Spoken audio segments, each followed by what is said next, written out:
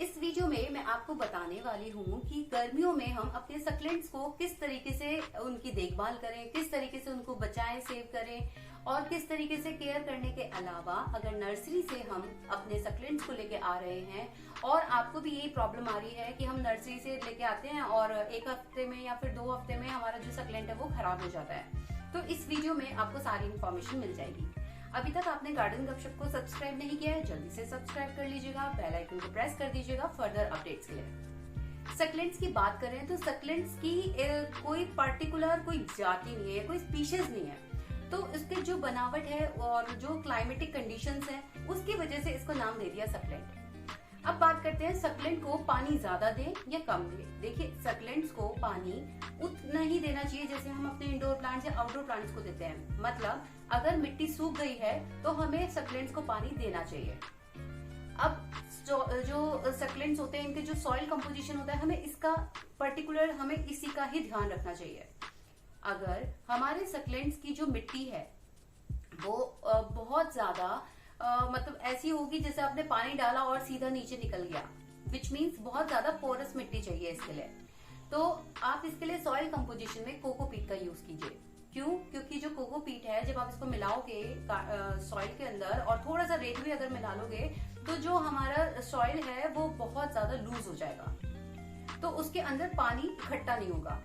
उससे फिर क्या होगा? उससे फिर ये होगा जो आपके सक्लेंट्स हैं उसमें रूट रॉट नहीं होगा, यानी जो जड़ें हैं वो सड़ने स्टार्ट नहीं करेंगी, उनको पानी अच्छे से मिलेगा। और जो कोकोपीट है वो बहुत टाइम तक पानी को रिटेन करके रखता है, तो इसीलिए आप अपने जितने भी सक्लेंट्स आप लेके आ रहे हैं, इवन मैं बोलूंगी एलोवेरा को भी अगर आप अपने घर में रख रहे हैं तो आप उसको भी अगर कोकोपीट में चलाएंगे ना तो बहुत अच्छे से चलेगा और इंडोर चलेगा, उसको आउटडोर रखने की जरूरत भी नहीं होगी। अब मैं आपको बोलूंगी जो सक्लेंट्स आप लेके आ रहे हैं सबसे पहले उसके पॉटिंग मिक्स से थोड़ी छेड़छाड़ मत कीजिए। उसको 1 हफ्ते तक अपने घर में ऐसे जगह पे रखिए जहां पे धूप आती हो। जितने भी सक्लेंट्स हैं उनमें से कुछ सक्लेंट्स ऐसे हैं जिनको सनलाइट चाहिए होती है, कुछ सक्लेंट्स ऐसे हैं जिनको सनलाइट नहीं चाहिए होती है।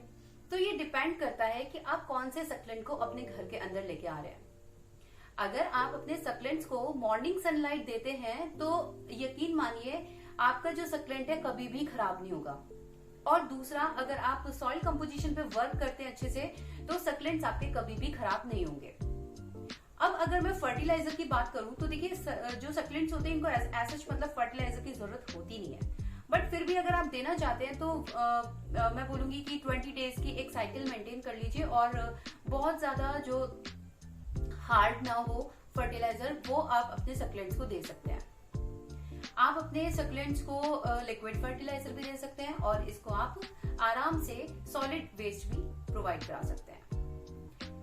ध्यान रखिए, जो भी सक्लेंट्स को आप अपने प्लांटर में लगा रहे हैं उस प्लांटर के अंदर होल होना जरूरी है बॉटम में। अगर होल नहीं होगा तो एक्सेस अमाउंट में जो पानी है वो कैसे रिलीज होगा, तो उसके लिए जरूरी है आप टेराकोटा या जो भी आपका प्लांटर है उसमें छेद होना बहुत ज्यादा इम्पोर्टेंट है। सक्लेंट्स की केयर के लिए मैं आपको बोलूंगी ये 3-4 बातों को तो आपको ध्यान रखना ही पड़ेगा।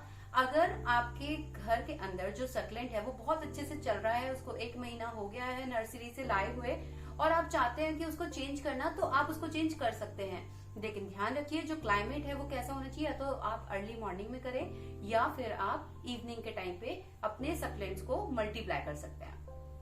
तो ये इन्फॉर्मेशन आपको कैसी लगी मेरे को जरूर बताइएगा। गार्डन गपशप को सब्सक्राइब कीजिएगा।